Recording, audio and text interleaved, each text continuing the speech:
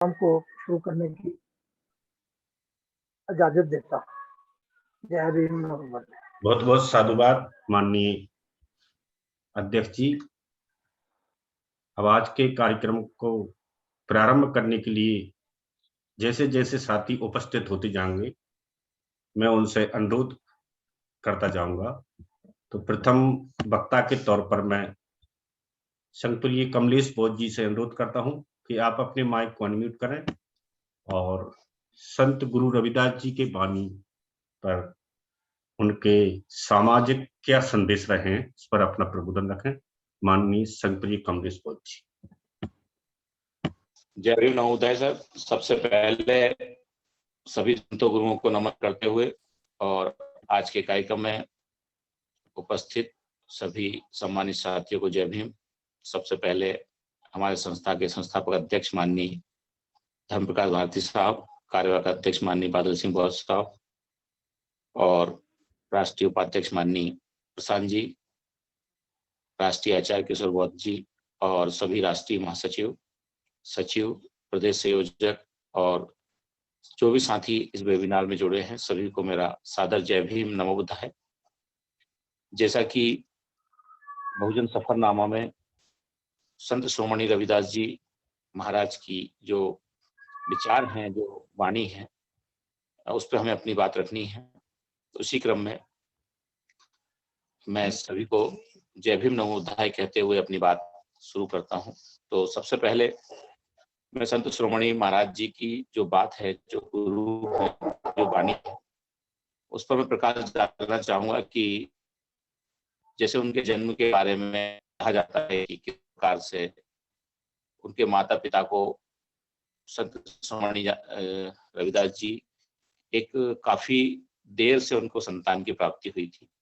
एक भिक्षु के संपर्क में वो रहे थे और उन्होंने उनको आश्वासन देते रहे और लगातार आते रहे। तो साथ में वो जिस प्रकार से अपना व्यवसाय जो था उसको करने उनके पिताजी जाया करते थे, तो वही भिक्षु से मुलाकात हुई सारनाथ में। और सारनाथ में मुलाकात के बाद उन्होंने आशीष वचन दिए और आशीष देकर कहा कि आपको जल्दी ही पुत्र रत्न की प्राप्ति होगी। संयोग कहे या जो भी परिस्थिति कहे, एक समय पश्चात संत गुरु रविदास जी का जन्म होता है और जन्म के समय कुछ दिन बाद ही संत शिरोमणि रविदास जी, ये बात मैं इसलिए बता रहा हूँ क्योंकि कुछ चीजें छूट जाती हैं। तो संत रविदास जी का जन्म होता है, बड़ी खुशी उनके घर में होती है और उनकी माँ स्नान करती हैं। तो स्नान वो ठंडे पानी से करती हैं और उसी के पश्चात गुरु जी की तबीयत खराब हो जाती है, बहुत छोटे बाल्य अवस्था में। तो जब उनकी तबीयत बिगड़ जाती है तो उन्हें लगता है कि कहीं इनकी तबीयत बिगड़ गई है, किसी की नजर लग गई है या ऐसा कुछ हुआ है। ऐसी सोच से पूरा जो माहौल है खुशी का वो एक गम में बदल जाता है और उनकी तबीयत बिगड़ जाती है। लेकिन एक वेद आते हैं और वो भी बताया जाता है किताबों में जो लेख है कि जो वेद होते हैं वो एक आते हैं, वो भी बहुत भिक्षु होते हैं और वो आते हैं। तो जो भिक्षु होते हैं उन्होंने कहा कि नहीं, आपने आज क्या खाया था। उनकी माता जो है कर्मा देवी से पूछते हैं कि आज आपने क्या खाया था और क्या आपकी दिनचर्या रही। तो जब सारी बातें पता चलती है तो उन्हें पता चलता है कि उन्होंने आज ठंडे पानी से स्नान किया था। और ये बात जब पता चलती है तो वो समझ जाते हैं कि निश्चित इनकी माँ ने आज ठंडे पानी से स्नान किया है और ठंडे पानी के स्नान से निश्चित ही इन्होंने स्तनपान किया होगा, माँ का दूध पिया होगा और उससे ठंडे पानी की ठंडक जो है इस बच्चे के अंदर प्रवेश कर गई, गुरुजी के अंदर प्रवेश कर गई। तो उन्होंने निमोनिया की जो दवाई है वो दी और वापस वो कुछ समय पश्चात ठीक हो जाते हैं। तो एक बड़ी भ्रांति यही से शुरू होने वाली थी, लेकिन कहीं ना कहीं एक भिक्षु का आगमन जो होता है, एक भिक्षु के आगमन से ये भ्रांति टूटी कि उन्हें कोई नजर नहीं लगी थी, उनके किसी नजर का प्रभाव नहीं था, बल्कि उनकी माँ ने ठंडे पानी से स्नान किया था, इसलिए उनकी तबीयत बिगड़ी थी। उन्हें निमोनिया का प्रभाव हुआ था जिससे उनकी तबीयत बिगड़ गई थी। तो एक बालक जो बच्चा होता है वो रोना धोना इस तरह से सुस्त हो जाता है। ये घटना उनके जीवन की घटना है। वैसे हम संत जी के जीवन संघर्ष पे ये तो छोटी बातें हैं, लेकिन यहाँ से हम शुरू करते हैं कि संत शिरोमणि रविदास जी महाराज के जीवन से जुड़ी हुई कई बातें ऐसी हैं जो भ्रांति के रूप में समाज में प्रचलित है। उन बातों को हमें जानना बहुत जरूरी है। क्योंकि जब हम ये देखते हैं कि लोग कहते हैं कि संत शिरोमणि रविदास जी महाराज एक बार जूती बना रहे थे और कुछ ब्राह्मण वहां आते हैं और वो उनसे कहते हैं कि ये मेरे तरफ से भी आप दक्षिणा लेकर जाइए और गंगा मैया को ये भेंट चढ़ाइए। और ऐसा वो ब्राह्मण करते हैं और वो जो है ऐसा है जो कोड़ी है वो ब्राह्मण अपने पास रख लेता है और वो जो देता है वहां पर जो चढ़ाता है गंगा में। तो उसके बाद गंगा माँ स्वयं अपना हाथ निकालकर एक कंगन देती है।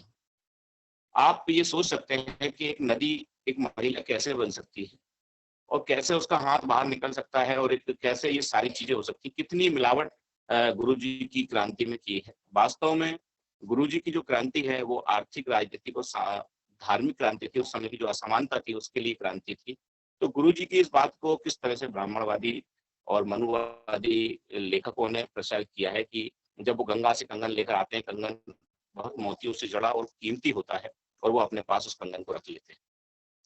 लेकिन फिर उनका कुछ समय पश्चात जब जाना होता है तो राजा को उससे उनकी चर्चा होती है, तो राजा को वो कंगन भेंट कर देते हैं कि राजा खुश होंगे।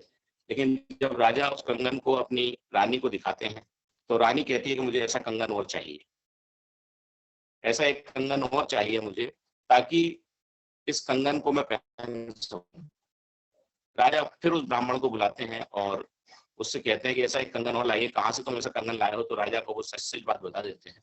तो फिर ये बात होती है कि फिर वो वापस संत रविदास जी के पास जाते हैं, गुरु जी के पास जाते हैं और गुरु जी से कहते हैं कि आपने ये कंगन अब आप लाइए, अगर आप सच्चे भक्त हैं तो फिर ऐसा उसमें लिखा है कि वो वापस अपनी कटौती में हाथ डालते हैं और वो कंगन वापस दूसरा कंगन भी निकाल देते हैं। तो साथियों, ये चमत्कारिक जो बातें हैं ये कहीं ना कहीं एक मिलावट की गई हमारे गुरु जी की वाणी में। इस मिलावट से हमें समझने की आवश्यकता है कि संत शिरोमणि रविदास जी महाराज जो थे वो एक तार्किक वैज्ञानिक उनका पूरा दृष्टिकोण था। कहीं भी कोई चमत्कार की उसमें गुंजाइश नहीं है और शुरू से ही वो बुद्धिज्म के संपर्क में रहे, बुद्धिस्ट भिक्षुओं के संपर्क में रहे।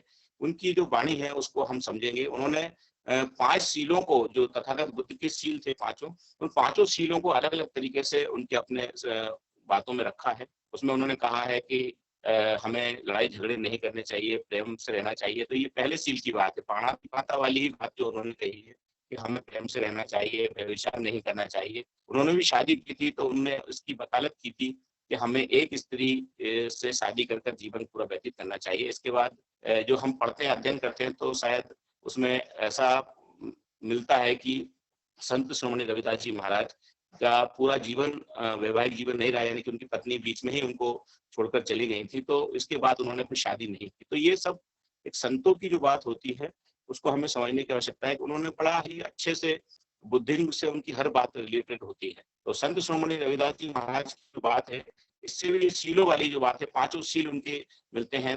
नशा से उन्होंने दूर रहने को कहा है, झूठ बोलने को मना किया है और मान सम्मान का जीवन जीने की बातें संत शिरोमणि रविदास जी ने कही है। तो ये 5 शील जो है तथागत बुद्ध के शीलों से उनके पूरे शील मिलते हैं, उनकी वाणी मिलती है। साथ ही में जिस प्रकार से तथागत बुद्ध ने आप दीपो भव, अपना दीपक स्वयं बनो, उसी प्रकार से संत शिरोमणि रविदास जी महाराज ने कहा कि जो ज्ञान है, जो कर्म है, वो उससे महान होता है, जाति से महान कोई नहीं होता है। उन्होंने ब्राह्मण और चंडाल को बराबर बताया है कि ब्राह्मण और चंडाल कोई दोनों कोई फर्क नहीं है, दोनों ही समान है। ब्राह्मण और चंडाल दोनों समान हैं, लेकिन जिसके कर्म श्रेष्ठ हैं वो उससे श्रेष्ठ हो सकता है। तो उन्होंने कर्म की प्रधानता को बताते हुए यही बात कही है कि इससे कोई बिना कर्म के जाति के आधार पर ऊंचा नीचा नहीं है। जिस प्रकार से तथागत बुद्ध ने जात पात को नकारा था, उसी प्रकार से संत शिरोमणि रविदास जी ने जाति को नकारा। उन्होंने इस बात को दोहा भी कहा है कि जात जात में जात है जैसे केलन के पात, जब तक मनुष्य ना जुड़ सके तो जब तक रविदास को चेतना। तो ये कितनी बड़ी बात कही है कि जाति जाति में जाति है जैसे केलन की पाती, और जब तक मनुष्य न जुड़ सके, जब तक मनुष्य नहीं जुड़ेगा तब तक मतलब रविदास जी को चैन नहीं आएगा। मनुष्य को जुड़ने की बात कही है और जाति को तोड़ने की बात कही है। जिस प्रकार से बाबा साहब अम्बेडकर ने जाति को एंटी नेशनल एलिमेंट कहा है, माननीय कांशीराम ने जाति तोड़ो समाज जोड़ो का आंदोलन की बात कही है, उसी तरह से तथागत बुद्ध ने जातियों का विरोध किया है। तो संत शिरोमणि रविदास जी महाराज ने भी वो सारी बातें कही हैं जो जाति के संबंध में है। तो कितनी बड़ी क्रांति की बात रविदास जी ने कही है। दूसरी बात उन्होंने राजपाट को लेकर भी कही है, क्योंकि कहीं न कहीं ये जब संत की वाणी में ये बातें आती हैं कि राजपाट और भेदभाव, ऊंच-नीच सारी बातों को जब वो इंगित करते हैं, तो निश्चित है कि ये क्रांति सामाजिक, आर्थिक और राजनीतिक क्रांति की ओर इंगित करती है। हमारे महापुरुषों की उसी में संत शिरोमणि रविदास जी की वाणी है। उन्होंने पराधीनता पाप है, मान लेव रे मीत, पराधीन रविदास से कौन करेगा प्रीत। कितनी बड़ी बात कही है संत रविदास जी ने कि पराधीनता पाप है, मान ले रे मीत। मतलब पराधीनता को उन्होंने पाप के स्थान बताया है कि अगर आप दूसरे के गुलाम हैं, दूसरे की राजनीति सत्ता को अपने आप को अधीनस्थ उसको स्वीकार करते हैं, गुलामी स्वीकार लेते हैं, पाप के समान है। और पराधीन व्यक्ति से कोई प्रेम नहीं कर सकता। पराधीन जो व्यक्ति है उससे उसका गुलामी कराई जाती है, उससे कोई प्रेम नहीं करता। तो संत शिरोमणि रविदास जी ने कितनी बड़ी बात कही है कि पराधीनता पाप है, मान ले रे मीत, पराधीन रविदास से कौन करेगा प्रीत। बड़ी ही अच्छी बात कही उन्होंने इस बार कही है। तो हमें इस बात से संदेश मिलता है पूरे बहुजन समाज को कि हमें पराधीन नहीं रहना है, हमें शासक बनना है। जैसे माननीय कांशीराम साहब और बाबा साहब ने हमें शासक बनने की बात कही है कि अपनी दीवारों पर लिख लो, हम इस देश के शासक करती जमात है। तो ये संत शिरोमणि रविदास जी ने भी कही है और कहीं ना कहीं बुद्धिज्म से ये सारी बातें रिलेटेड हैं। और साथियों, संत शिरोमणि रविदास जी महाराज के बारे में ये कहा जाता है कि वे स्कूल नहीं गए, उस समय ब्राह्मणवादी व्यवस्था में उन्हें पढ़ने का अधिक नहीं था, लेकिन इसके बावजूद भी उनका हम अध्ययन करते हैं और पाते हैं कि उनका लेवल जो था बड़ा ही ऊंचा था, उनके ज्ञान का स्तर काफी ऊंचा था। उन्हें जितना हिंदी और संस्कृत का ज्ञान था, उतना ही उन्हें अरबी और पारसी भाषा का उनके जो लेख हैं, जो उनके दोहे हैं, चौपाई हैं, उसमें मिलते हैं। तो संत शिरोमणि रविदास जी महाराज जो हैं कितने बड़े विद्वान थे। मतलब बिना उसके एक स्कॉलर जो पीएचडी का जो छात्र होता है, इस तरह का उनका शोध है जीवन का।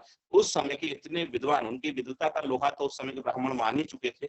उन्होंने ये सिद्ध कर दिया था कि वो उस समय के सबसे विद्वान और संतो शिरोमणि है, ये बात उन्होंने सिद्ध की। लेकिन इसके साथ साथ हम जब उनकी जो लिखी हुई चीजें हैं, जो उनकी वाणी है, उसमें देखते हैं तो हिंदी, संस्कृत, अरबी, पारसी, कई प्रकार की भाषाओं का उसमें हमें समावेश मिलता है। इससे ये सिद्ध होता है कि वे सभी तरह के भाषाओं के जानकार थे और उसका उन्होंने अपनी जो दो का कविताएं, उनकी कहानियां, बातें हैं, उनमें उन्होंने लिखी हैं, कही हैं। तो ऐसे संत शिरोमणि रविदास जी महाराज थे। और इसी के साथ साथ हम देखें कि उस काल में महिला जो थी, महिलाओं को भी बहुत ज्यादा अधिकार नहीं थे, महिला दीक्षा नहीं ले सकती थी, लेकिन ऐसी उनकी वाणी थी, ऐसी उनकी विद्वता थी, उस वाणी के कारण वह पूरे देश में उनकी ख्याति पहुंची। और जैसा कि आप जानते हैं कि झालावाड़ की जो रानी थी, राणा झाली, उन्होंने भी उनको अपना गुरु माना और संत शिरोमणि रविदास जी महाराज की वह शिष्य बनी और उन्होंने उनसे दीक्षा ली। साथ में और भी कई महिलाओं ने उनसे दीक्षा ली है। तो ये बात बड़ी महत्वपूर्ण है कि उन्होंने सिर्फ ऊंच नीच भेदभाव जो जाति पाति थी उसके साथ साथ महिलाओं का जो निम्न स्तर था, महिलाओं की जो एक असमानता थी, महिलाओं की समानता के लिए भी संत शिरोमणि रविदास जी ने बड़े पैमाने पर कार्य किया। तो ऐसे संत गुरु रविदास जी का जो जीवन है बहुत ही महत्वपूर्ण जीवन संघर्ष है और उनकी जो पूरी क्रांति जो है वह हमारे लिए यही एक संदेश देती है कि समता, स्वतंत्रता, बंधुता और न्याय जो भारत की संविधान की मूल भावना है, यही संत शिरोमणि रविदास जी का एक संदेश है। तो इस संदेश को हमें अपने जीवन में उतारना चाहिए। जिस प्रकार की भ्रांतियां समाज में फैली हुई हैं, जिस प्रकार से हमारे महापुरुषों को चमत्कारिक पुरुष और उनके चमत्कारों को दिखाकर एक पूजा पाठ तक उलझाने के रोकने का काम किया जा रहा है, तो ऐसी बातों से हमें सावधान रहने की आवश्यकता है और वास्तविक रूप से जो हमारे महापुरुष हैं उनको हमें समाज तक ले जाना है, समाज तक पहुंचाना है। तो इसी क्रांति से परेशान होकर उस समय के राजाओं ने उन्हें अपने घर बुलाया और घर बुलाकर सभी जो उनके उपासक थे उनको बाहर रखा झालावाड़ में और इसके बाद उनकी हत्या करके संत शिरोमणि रविदास जी को और सारे भक्तों को अगले दिन बता दिया कि आपके जो संत थे वह तो अपने सशरीर भगवान के पास चले गए हैं। और हमारा इस भोला वाला समाज इस बात को उस समय भी मान गया और आज इस तरह की कई भ्रांति वाली बातें हैं। संत शिरोमणि रविदास जी की भी उस समय हत्या की गई थी और उसके पश्चात उनके ज्ञान में काफी मिलावट करके आज समाज के सामने परोसा जा रहा है। लोग उसको भक्ति काल के रूप में देखते हैं, लेकिन ये भक्ति नहीं, ये क्रांति के जनक हैं संत शिरोमणि रविदास जी।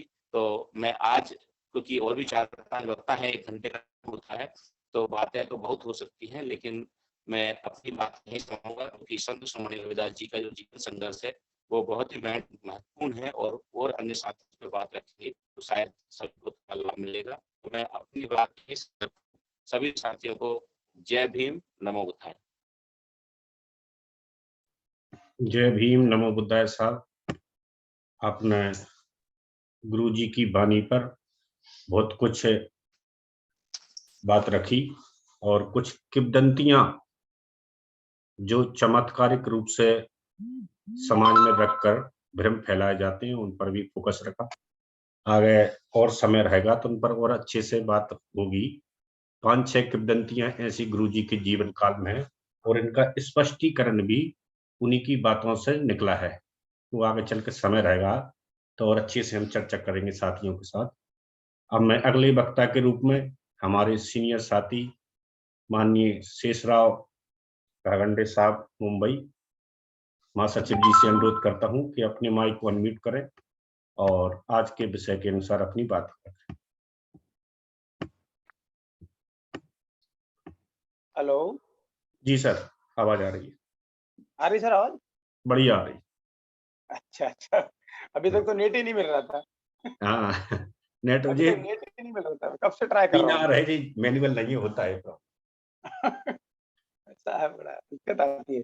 जी अच्छा ठीक है सर, थैंक यू।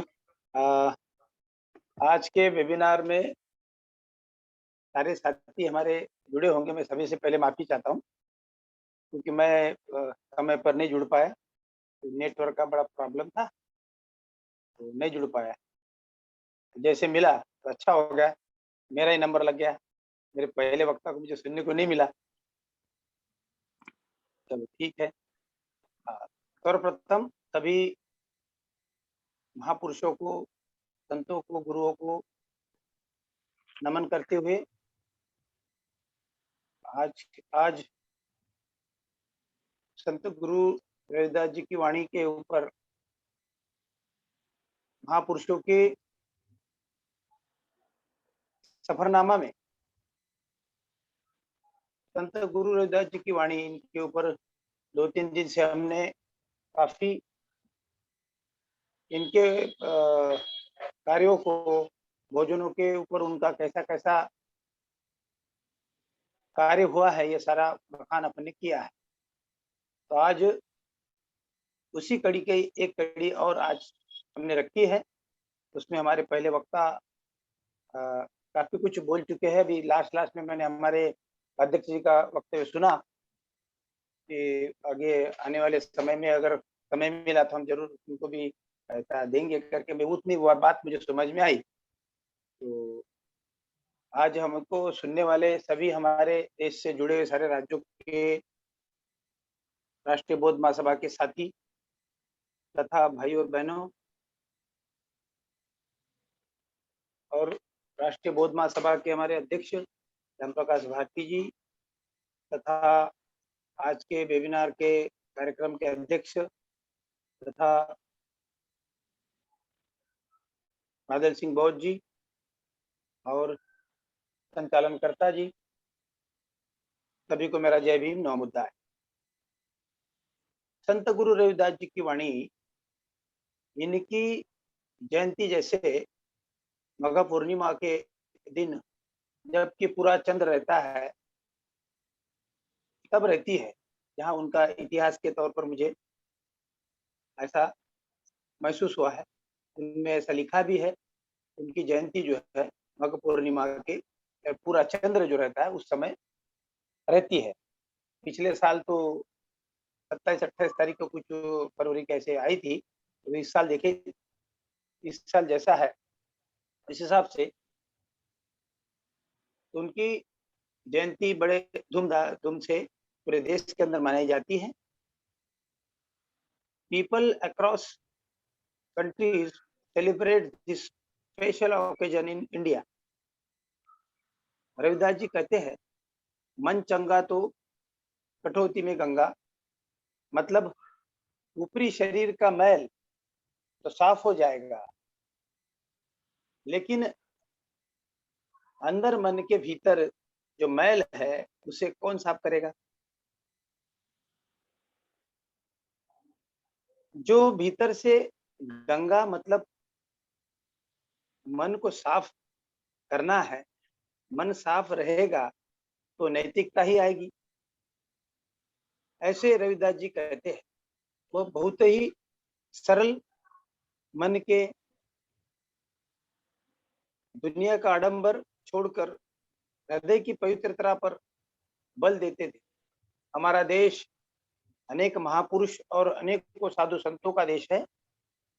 अनेकों संतों ने इस भारत भूमि पर जन्म लेकर इस भारत भूमि को धन्य किया है। इन्हीं में से एक नाम हमारे संत रविदास जी का है। संत रविदास जी ने देश में पहले उच्च नीच के भेदभाव और जाति पात की बुराइयों को दूर करते हुए पूरे समाज को एकता के सूत्र में बांधने का काम किया था। इन्हें संत रविदास और भगत रविदास जी भी इनके नाम से भी जाना जाता है। वह कहते हैं जाति जाति में जाति है। वो कहते हैं जाति जाति में जाति है, जो केतन के पार रैदास मनुष्य ना जुड़ सके, जब तक जाति न जात। संत रविदास जी कबीरदास के गुरु भाई थे। उनकी पहचान मनवादी बताते हैं कि वो एक जूता का काम करते हुए कैलेंडर पर ऐसे बताते हैं। उनको मतलब उनको ऐसा कि वह किसी जाति के है, यह उनको दर्शाने का काम मनवादी करते हैं। वो जूता का काम करते हुए कैलेंडर पर जो दिखते हैं, इसका मतलब यह है कि वो कौन से जाति के है, ये दर्शाने का काम मनवादी का है। जैसे हमारे महाराष्ट्र में गाडगे महाराज, आप शायद काफी राज्यों के हमारे साथी जुड़े हुए हैं, तो राष्ट्रीय बौद्ध महासभा के माध्यम से तो गाडगे महाराज जी का नाम तथा मान्यवर साहब ने गाडगे महाराज को सम्मान दिया था उत्तर प्रदेश के अंदर। तो शायद सारे राज्यों को पता चल गया होगा कि गाडगे महाराज कौन। तो संत हमारे गाडगे महाराज महाराष्ट्र के, उनको संडास के दीवारों के ऊपर बताया जाता है। क्यों बताया जाता है? कि स्वच्छता मुहिम के लिए। अब स्वच्छता मुहिम ये गाडगे महाराज ने शुरू की बराबर, लेकिन उनको बताने का एक तरीका होना चाहिए। उनकी इतने बड़े संत की अवहेलना किस तरह की जाती है, वो संडासों की जो दीवारें रहती है, उस दीवारों को उनको बताया जाता है कि भाई ये संत गाडगे महाराज स्वच्छता मुहिम, ऐसा ऐसा लिखा जाता है। तो ये एक षड्यंत्र की तरह होता है, ये करते रहेंगे, उनका एक काम है।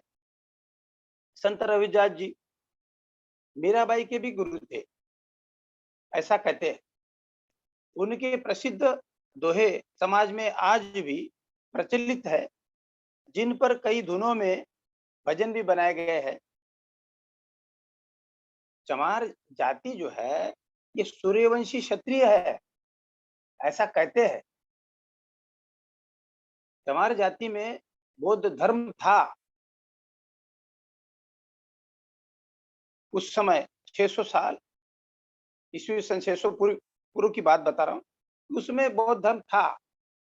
वो गरीब होने के बावजूद भी अपनी आन बान और शान पे मर मिटते थे।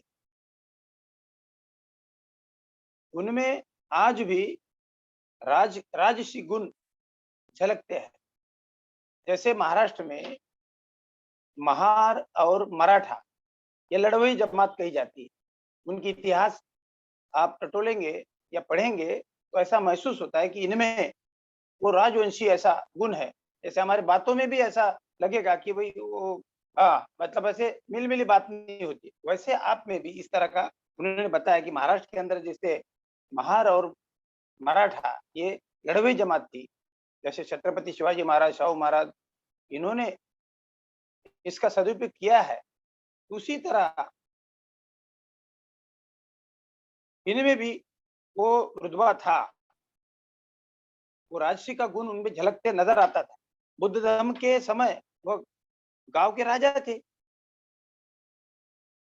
उनको धर्म विहीन जब कर दिया गया, क्योंकि वह फिर से बौद्ध धर्म ना खड़ा कर दे, लेकिन उनको पता नहीं आज वही लोग जो पहले बौद्ध थे, वह आज राष्ट्रीय बौद्ध महासभा के निर्माण के साथ माननीय धर्म प्रकाश भारतीय बौद्ध हमारे संस्थापक जी और हमारे आचार्य किशोर बौद्ध तथा बादल सिंह जी बौद्ध के रूप में, इन्हीं के रूप में हम सारे देश को मान्यवर साहेब कांशीराम जी की वजह से फिर से उसी राजा पे माफिक, उसी धम्म के माफिक फिर से बौद्ध धम्म को पूरे देश में बहुजनों को साथ लेकर धम्म देने का काम कर रहे हैं। और इसकी शुरुआत हम सांची से आने वाले समय 30 अप्रैल और 1 मई इस दिन कर रहे हैं। और ऐसा ही आप सभी लोगों का साथ रहेगा तो हम जल्दी ही वह मुकाम हासिल कर लेंगे जो डॉक्टर बाबा साहेब तथा माननीय कांशीराम जी चाहते थे। प्रचार प्रसार आप सभी लोगों को पूरे देश भर में करना है। हम सबका सपना जरूर राष्ट्रीय बौद्ध महासभा के माध्यम से पूरा होगा और फिर से इस भारतवर्ष में अमन चैन जैसे तथागत बुद्ध के समय था वैसा ही होगा, ऐसा हम आशा करते हैं। और इसी काम के लिए हम सारे देश भर के हमारे राष्ट्रीय बौद्ध महासभा के साथी और अपने अपने सूबे में, अपने अपने राज्यों में वो दिन रात एक करके इस मिशन को पूरा करने के लिए, इस धम्म को, इस भारत देश को पूरा बौद्धमय बनाने के लिए लगे हुए हैं। जैसा संत गुरु रविदास जी और उनके समय के जितने भी संत जिन्होंने परिवर्तन की लड़ाई लड़ी, उसके समय जो बौद्ध थे और बौद्ध धर्म इतने परम सीमा पर था, उसी तरह आज भी हमें उसी तरह का इस धर्म को उस आगे उस मुकाम तक लेके जाना है। और आप सभी लोग पूरे राज्यों के मेरे साथी जो जुड़े हुए हैं, सबका कर्तव्य होता है कि हमारे संतों के विचारों को, उनके कार्यों को उजागर करते हुए हमको इस बौद्ध धर्म को आगे ले जाना पड़ेगा। जैसे हमारे सारे साथी है, सारे साथी लगे हुए हैं, फिर भी मैं उनको सभी को विनती करता हूँ कि इस भारत देश को, इस भारतवर्ष को हमें बौद्धमय करना है और हम राष्ट्रीय बौद्ध महासभा के माध्यम से ही कर सकते हैं। ये अपन सब ने समझ लेना चाहिए और उसके पीछे सभी ने अपना तन मन धन से लगे रहना चाहिए। इसी आशा और उम्मीद के साथ मैं अपनी वाणी को विराम देता हूँ। जय भीम, नमो बुद्धाय। बहुत बहुत साधुवाद माननीय महोदय शेषराव गावंडे साहब जी। आपने बहुत कुछ गुरु जी की वाणी को तथागत के संदेशों से मिलाकर कहा है और मिलाकर ही नहीं कहा है, वास्तव में ही एक ही वाणी है, लेकिन कालातीत होने के कारण, भाषा और क्षेत्र का अंतर हो जाने के कारण अलग अलग दिखाई देती हैं। आगे लंबे समय तक चलकर कोई भी विचारधारा में बहुत सारे नए शब्द जाते हैं और स्थान के अनुसार उसकी अर्थ और सारांश भी बदले हुए नजर आते हैं, लेकिन प्रिंसिपल उनके नहीं बदलते हैं। जैसे तथागत के प्रिंसिपल थे, वही प्रिंसिपल गुरुजी के थे। तुलनात्मक अध्ययन 8-10 बिंदुओं में है उसका। गुरु रविदास जी की जयंती से पहले उस पर हम चर्चा कर लेंगे। 8-10 बिंदुओं पर तुलनात्मक अध्ययन गुरु रविदास जी और बुद्धवाणी में है। तो अगले वक्ता जो हमारे अन्य दो थे वो आज जुड़े नहीं है। मैं शेष समय हमारे अध्यक्ष जी को देना चाहता हूं, बाद में फिर हम माननीय संस्थापक जी के शेष के कुछ मिनट लेंगे। तो आज के कार्यक्रम की अध्यक्षता कर रहे माननीय इंजीनियर बनगोत्रा साहब, महासचिव जी से अनुरोध है कि आज आप अध्यक्ष जी उद्बोधन रखें। जय भीम, नमो बुद्धाय। जय भीम, नमो बुद्धाय। करुणा के सागर तथागत गौतम बुद्ध के चरणों को नमन करते हुए, बहुजन समाज में जन्मे संतों महापुरुषों को नमन करते हुए, ज्योतिराव फुले, सावित्रीबाई फुले, साहूजी महाराज, बाबा साहब अम्बेडकर, महामानव काशीराम जी, इन सबको नमन करते हुए आज के संस्थापक, हमारे संस्थापक अध्यक्ष धर्म प्रकाश भारती जी, आचार्य इंजीनियर किशोर जी, कार्यवाहक अध्यक्ष मान्यवर बादल सिंह बोध जी, इन सबको नमन करते हुए, और आज के हमारे मुख्य वक्तागण मान्यवर विजय बोध जी, राष्ट्रीय महासचिव प्रभारी छत्तीसगढ़, तेलंगाना, आंध्र प्रदेश, मान्यवर शेषराव गांगड़े जी, राष्ट्रीय महासचिव प्रभारी महासचिव महाराष्ट्र, गुजरात, दादर नगर हवेली, दामन, मान्यवर एच बोधनकार जी, राष्ट्रीय महासचिव प्रभारी कर्नाटका, गोवा, केरला, लक्षद्वीप, और मान्यवर संघ प्रिय कमलेश बोध जी, राष्ट्रीय महासचिव प्रभारी मध्य प्रदेश, दिल्ली, राजस्थान, हरियाणा। इन सबको मेरा जय भीम, नमो बुद्धाय। तो जैसे आज का हमारा विषय बहुजन सफरनामा के संत गुरु रविदास जी की वाणी, तो साथियों इसमें हमारे कमलेश जी जिन्होंने बड़े ही अच्छे तरीके से इसका वर्णन किया, और उन्होंने एक एक चीज बड़ी स्पष्ट तरीके से रखी, और उसको बाकायदा इस तरीके से किया कि जैसे तर्क पर साइंस वे से उन्होंने समझाने की कोशिश की। कि जैसे उन्होंने कहा कि जब वो उनके माता पिता के घर संतान नहीं होती थी, तो वो एक बुद्ध भिक्षु के पास गए, और उन्होंने उनको वो कहा कि आपके घर में जल्दी ही एक बेटा होगा। तो बेटा हुआ, और वो बीमार भी हुए। तो पंडितों ने, बाद जब दूसरों ने, अंधविश्वासों ने वो फंसाने की कोशिश की, तो उन्होंने फिर भिक्षु आए वहां पर। उन्होंने भिक्षु से पूछा कि आपने क्या किया, तो ठंडे पानी का उन्होंने बताया कि कैसे ठंडे पानी से नहाया, और उन्होंने उसका मतलब दूध पिया, तो वो बीमार हो गए। तो इस तरह मतलब इन कहानियों को कैसे बड़े अच्छे तरीके से उन्होंने वर्णन किया है कि कैसे हमारा अंधविश्वास इन लोगों पर कैसा हो रहा है, और इसको हमें कैसे तर्कों से इनका निवारण करना है। दूसरी उन्होंने कंगन वाली बात कही, तो वो भी एक मतलब मनुवादियों की सोची समझी चाल थी कि इसको मतलब कैसे किस तरीके से हम इनको ब्राह्मणवाद के साथ मिलाएं।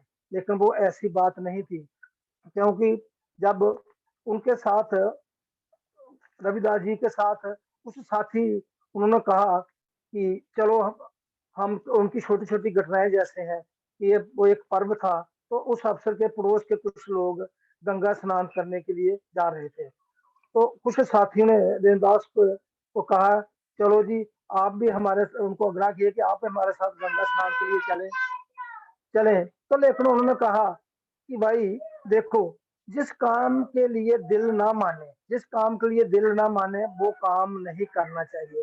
तो मेरा इस काम में, मैं गंगा स्नान के लिए मेरा दिल नहीं मान रहा, क्योंकि मैं जो काम कर रहा हूँ वो उसमें मेरा रुचि है, तो मैं उसी काम में मैं लगन हूँ। इसलिए उन्होंने कहा कि मैं इस काम के लिए मैं वहां पर गंगा स्नान के लिए नहीं जाऊंगा। तो उन्होंने कहा मन जो काम करने के लिए अंत कर्म से तैयार ही नहीं हो तो उस काम को करना उचित नहीं है। मन सही है तो इस तोते के जल में ही गंगा स्नान का पुण्य प्राप्त हो सकता है। तो कहा जाता है कि इस प्रकार के व्यवहार के बाद से ही एक कहावत प्रचलित हुई कि उन्होंने कहा, मन चंगा ते कटौती में गंगा।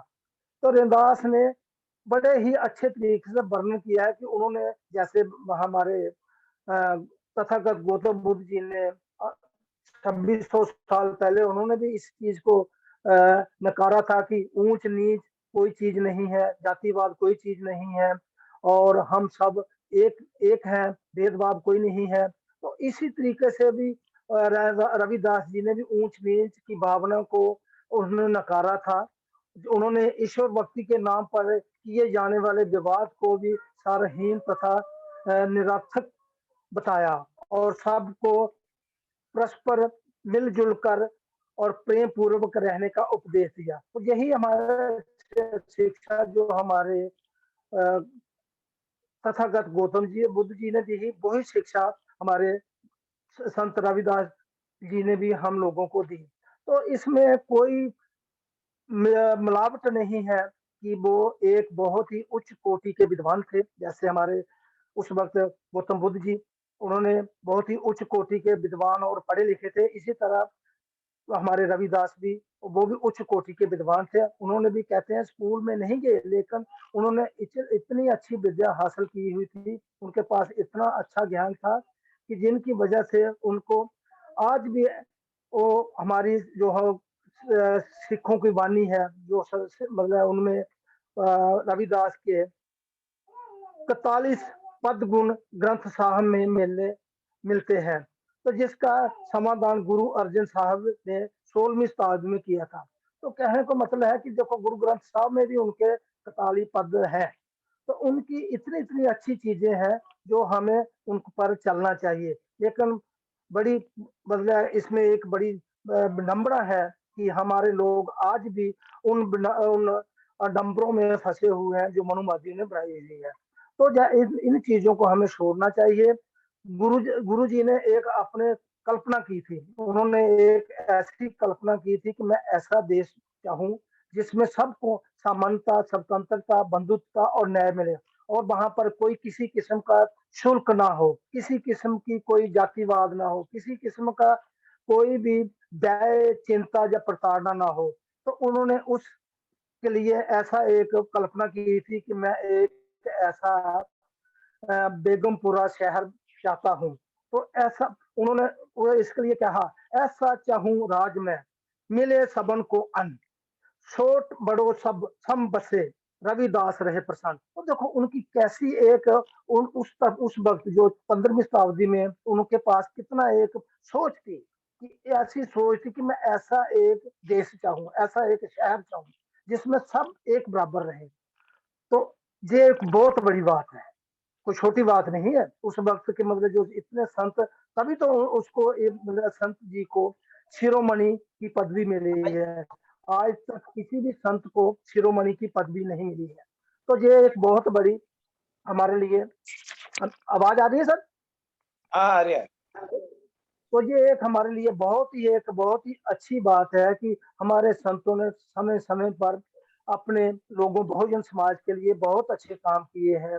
इसमें हमारे रविदास ने बड़े अच्छे काम किए हैं, गुरु कबीर दास जी ने बड़े अच्छे काम किए और नाभा दास ने तो उनको मतलब एक किस्म का बड़ा अच्छा ब्राह्मण माना था। ब्राह्मण ये नहीं कि ब्राह्मण कास्ट से पैदा हुआ, नो, उसने कहा था कि जो पढ़ा लिखा अच्छा विद्वान है वो ब्राह्मण है।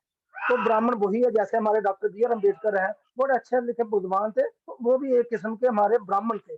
ब्राह्मण बाई कास्ट नहीं है, कोई जातिवाद नहीं है, कोई जाति नहीं है, ब्राह्मण की कोई जाति नहीं है, वैश्य की कोई जाति नहीं है। जाति है मनुष्य की। मनुष्य को जो है, जो अच्छा काम करेगा, जो अच्छा पढ़ा लिखा होगा, तो उसकी जाति वही है ब्राह्मण। ब्राह्मण कोई ये नहीं कोई किसी के पर्टिकुलर कोई कास्ट है। तो इसलिए उन्होंने कास्टलेस सोसाइटी के बारे में सोचा था। डॉक्टर बी आर अम्बेडकर ने भी कास्टलेस सोसाइटी के लिए सोचा था और हमारे तथागत गौतम जी ने भी उसी को कास्टलेस सोसाइटी के लिए और उसी के नक्शे कदम पर चलते हुए हमारे रविदास जी ने भी बोला था कि कोई ऊंच नीच नहीं है, सभी एक बराबर है, हम सब लोग एक बराबर है। तो उनके बाद इतना उनके पास ज्ञान था, इसकी बात कितनी हम बात करें, इसका हमारे पास, मैं कहता हूँ कोई मेरे इसके शब्द नहीं है। तो हमारे शेष और गांगड़े जी ने बहुत अच्छे बात कही। उन्होंने कहा, वो उन्होंने भी यही कहा, ऊंच नीच को खत्म करना है। जो रविदास के बारे में उन्होंने कहा कि ऊंच नीच को खत्म करना है, और उन्होंने कहा कि उनकी बहुत ही सरल किस्म के पुरुष थे। तो ये एक बहुत बड़ी बात है कि इतने उस वक्त जो समाज हमारा था, कैसे उस वक्त हमारे समाज के साथ कैसे कैसे व्यवहार हो रहे थे, लेकिन संत रविदास ने उन सभी का मुकाबला किया। संत कबीर ने मुकाबला किया, गाडगे जी ने मुकाबला किया, और इस तरह हमारे समाज के लोगों को उन्होंने उठाने की कोशिश की। लेकिन ना जाने हम कहाँ अभी तक फंसे हुए हैं कि उन अडम्बरों में, उन जातिवाद में, उन ब्राह्मणिकल सिस्टम में आज भी हम फंसे हुए हैं। तो इसके लिए मैं यही चाहता हूं कि जो हमारा बीड़ा हमारे राष्ट्रीय बोर्ड महासभा ने उठाया है, ये बहुत ही एक अच्छा काम उन्होंने अपने जुम्मे लिया है कि बहुजन समाज के जितने भी नायक हुए उनका सफरनामे की बात करते हैं। हमें कई चीजों का पता नहीं था कि हमारे कितने संत हुए हैं। जैसे पिछले दोनों जगदम्बे जी के बारे में बताया गया, अभी गाडगे जी साहब ने महाराष्ट्र में बताया। तो हमारे इन चीजों का हमें आज तक ज्ञान ही नहीं था, लेकिन इस राष्ट्रीय बोर्ड महासभा के प्लेटफॉर्म से हम लोगों को बड़े बड़े अच्छे ज्ञान मिल रहे हैं, और इतने ज्ञान मिल रहे हैं कि हमारे महापुरुषों के बारे में सब कुछ आगे निकल कर आ रहा है कि उनकी क्या हिस्ट्री थी, उनका क्या, उन्होंने लोगों के लिए क्या काम किया था। लेकिन अफसोस के साथ कहना पड़ता है कि हमारी इस हिस्ट्री को, हमारे इस महापुरुषों के जो कारनामों को मनुवादियों ने, इन्होंने एक ऐसे जगह छुपा कर रख दिया था कि वहां से निकालना बड़ा मुश्किल था। लेकिन मैं उस महामानव की बहुत ही प्रशंसा करता हूँ। एक तो पहले हमारे डॉक्टर BR अम्बेडकर जी, और दूसरे हमारे मान्यवर कांशीराम जी ने, जिन्होंने हमें, मैं 80 तक, मैं खुद मैं 80 में मैंने ग्रेजुएशन की थी, मैंने भी की थी। तो मुझे उस वक्त तक ये नहीं पता था, सिर्फ इतना ही पता था कि हमारे जो है बाबा साहब अम्बेडकर ये सिर्फ architect of the constitution assembly है, लेकिन हमें ये नहीं पता था कि हमारे महापुरुषों की हिस्ट्री क्या है। लेकिन मैं उस महामानव को सलाम करता हूँ और उनको कोटि कोटि नमन करता हूँ कि मान्यवर कांशीराम जी ने हमारे महापुरुषों की जितनी भी हिस्ट्री है वो बाहर निकाल कर लाई, और आज हम राष्ट्रीय बोर्ड महासभा से बड़े फक्र से इस प्लेटफॉर्म से हम वो उनकी जो उनकी हिस्ट्री है उनके बारे में हर रोज चर्चा कर रहे हैं। ये हमारे लिए एक बड़ा ही, बहुत ही खुशी का मकाम है कि हम आज अपने महापुरुषों की चर्चा कर रहे हैं। तो मैं आप सभी साथियों के यही निवेदन करता हूं कि हम ज्यादा से ज्यादा जोड़ने की कोशिश करें, और इन जो हमारे महापुरुषों का है, जैसे आचार्य साहब ने पिछले एपिसोड में बताया है, इनका मूल्यांकन करें।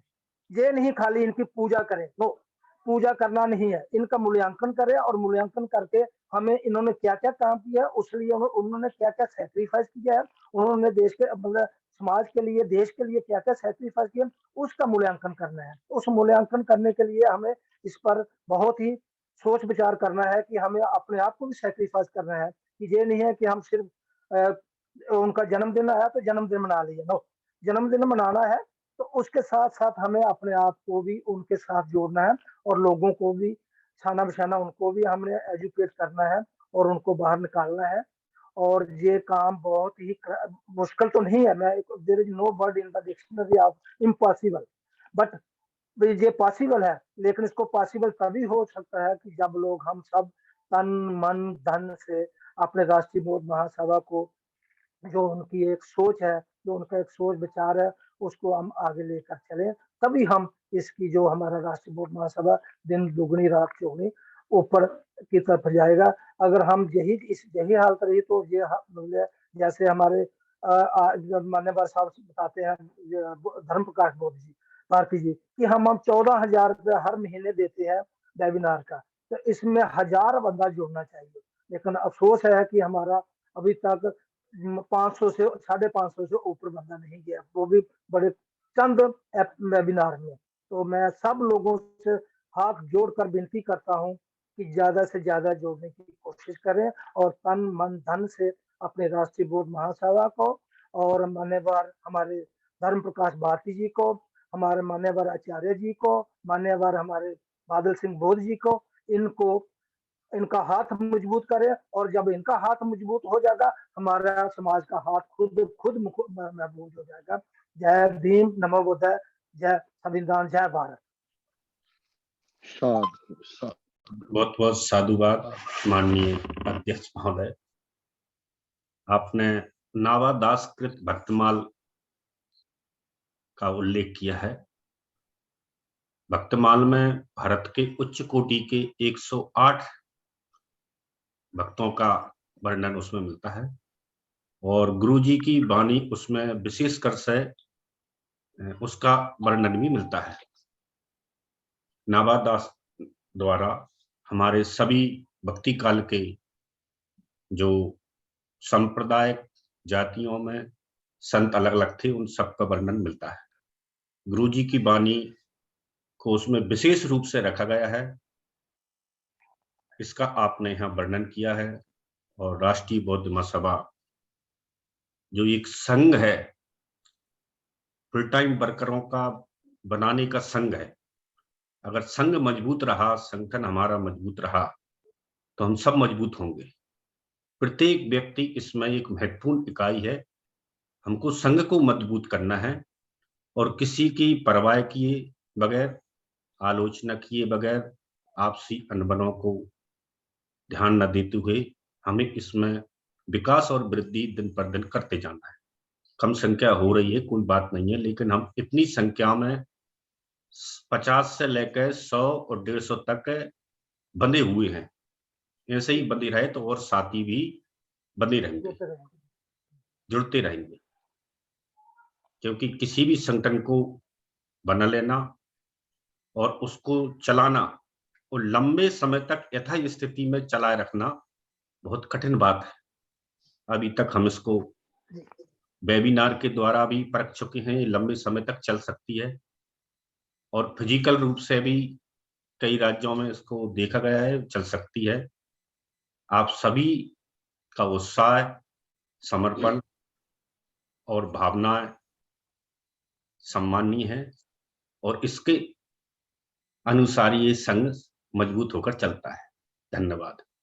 अब मैं आज के अंतिम उद्बोधन के लिए संस्थापक महोदय से अनुरोध करता हूं कि अंतिम उद्बोधन रखें साहब, माननीय धर्म प्रकाश भारती साहब। जी, सभी संत गुरुओं को, मेरी आवाज आ रही है क्या? जी जी आ रही। सभी संत गुरुओं को नमन करते हुए और आज की अध्यक्षता की हमारे इंजीनियर रमेश गंगोत्रा साहब ने, संबोधन किया हमारे संघ प्रिय कमलेश बौद्ध जी ने, शेषराव गागड़े साहब ने बम्बई से, और हमारे राष्ट्रीय कार्यकारी अध्यक्ष जी संचालन कर रहे हैं। तो मैं आज दरअसल सुबह से चुनाव में लगा हुआ था, आज हमारे यहाँ वोट थे, तो मैं सबसे ही निवेदन करना चाहूंगा कि आज का समापन जो शब्द कहने हैं वो आप आज मेरी तरफ से आप ही कह दीजिए। मुझे थकान सी है, नींद सी आ रही है। जी जी जी जो वोट पड़े थे आज तो हम लोग सारे लगे हुए थे इधर, तो अब जी मेरी तरफ से आज मैं आपसे निवेदन करता हूं कि मेरी तरफ से आज आप समापन संबोधन कर दीजिए। जी जी सर। बहुत बहुत साधुवाद माननीय साहब। सभी आदरणीय जनों से गुरु जी की वाणी पर अपने अपने अध्ययन के आधार पर साथियों में एक सोच विकसित की जा रही है और परखी जा रही है कि सर्वमान्य पूरे भारत में नहीं, विश्व में संत गुरु रविदास जी के बारे में जानते हैं, लेकिन हम इसका दो प्रकार से अध्ययन परखना चाहते हैं कि चमत्कारिक रूप से गुरु जी की वाणी को कितने साथी जानते हैं और तर्कवादी सोच और विचारधारा से कितने साथी गुरु जी की वाणी जानते हैं। और एक तीसरे प्रकार के वे साथी भी हैं जो इनके मार्गदर्शन में चलकर अपने आप को कितना उन्नत किए हैं और समाज के संस्कारों को कितना उन्नयन किया है। ये परख के लिए ये कार्यक्रम चलाया गया है।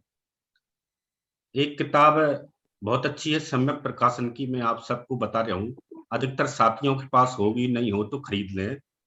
संत प्रवर रविदास, उसमें बुद्ध की वाणी या कथन जो धम्मपद में है, बौद्ध साहित्य में है, गाथाओं में है,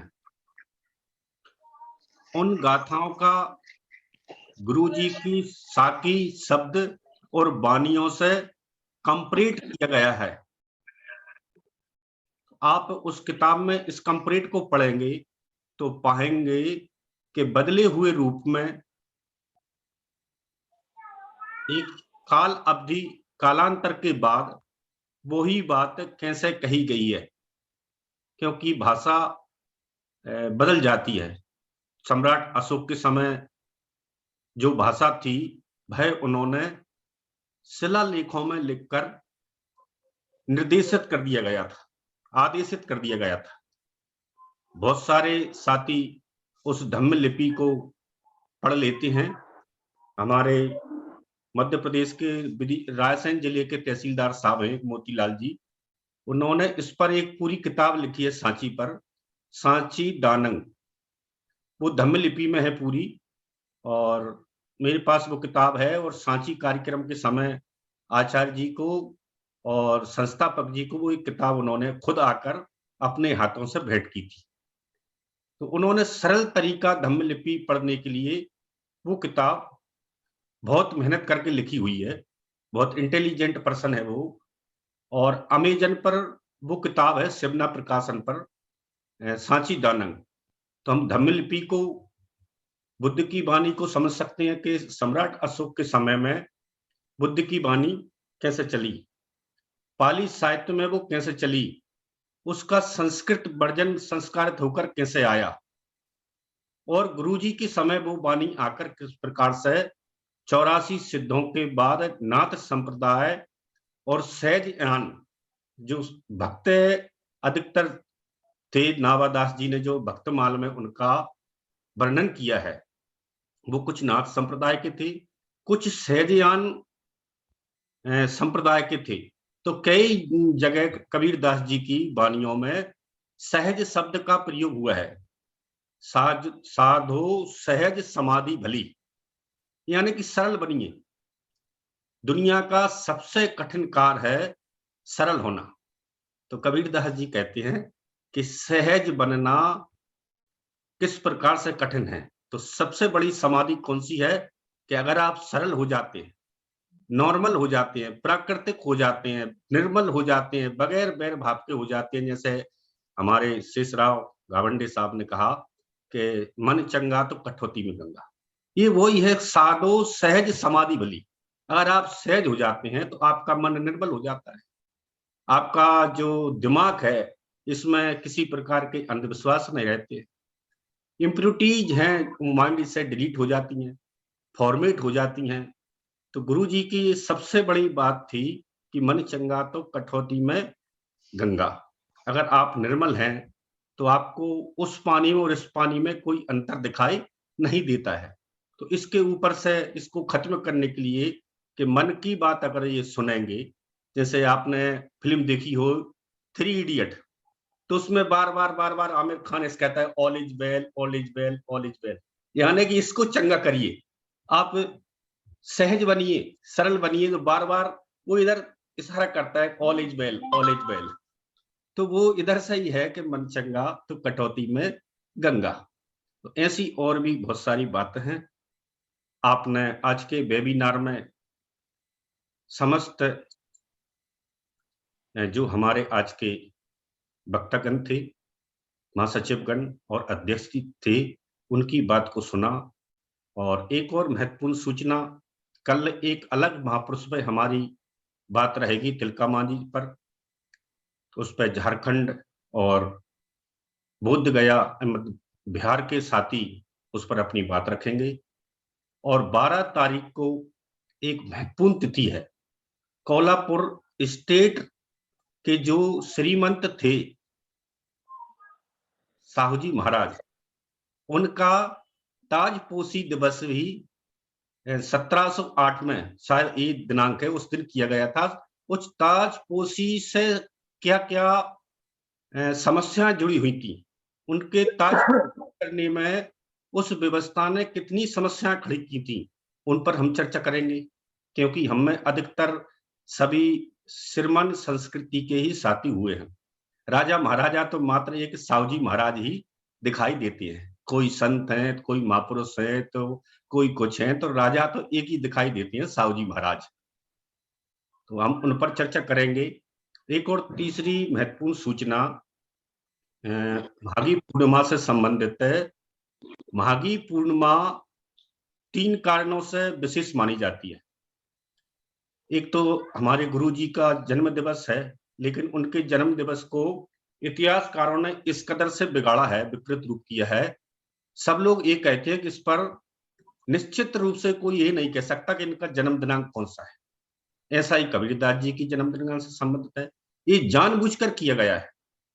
जब आपको सनातन काल के और जब से पृथ्वी जन्म हुआ और कौन कौन ईश्वर हुए, उनकी डेट, तिथि, समय और कुछ पता है, तो फिर रविदास कबीरदास जी के जन्म की तिथि का क्यों पता नहीं है? तो माघी पूर्णिमा के बाद जो पहली तिथि पड़ती है, उस दिन से लेकर 7 दिन तक भिक्खुनियों को तथागत ने उपदेश दिया था, यानी कि कैडर दिया था। क्यों कैडर दिया था? कि इस दिन तथागत ने घोषणा कर दी थी कि आज से 90 दिन बाद मेरा परिनिर्वाण हो जाएगा, यानी कि 3 महीना बाद परिनिर्वाण हो जाएगा। तो फिर भिक्खुनियों ने अनुरोध किया कि हमें तो आपने कोई शिक्षा विशेष रूप से नहीं दी, अधिकतर आप भिक्खु संघ में ही रहते हैं। तो 7 दिन तक पहली तिथि से लेकर और अगली जो उपोषित दिन आता है अष्टमी तक ये उपोषित का दिन चला था। इस प्रकार से 3 कारणों से महत्वपूर्ण तिथि है। इस पर हम आगे चर्चा करेंगे।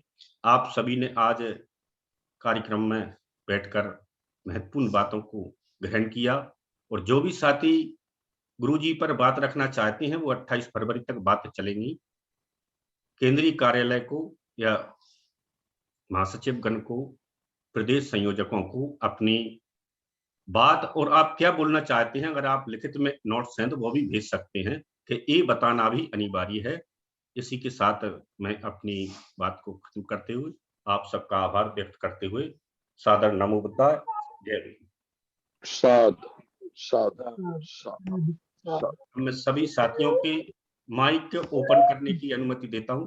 सभी साथी अपने माइक ओपन करें।